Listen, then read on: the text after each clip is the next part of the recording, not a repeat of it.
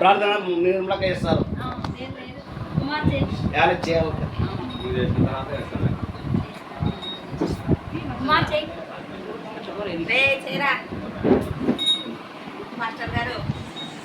చేయనక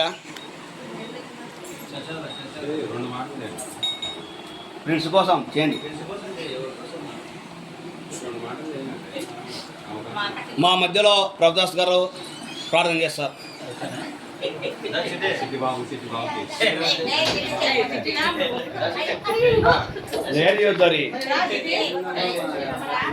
కళ్ళు మూసుకొని ప్రార్థన చేసుకున్నాం.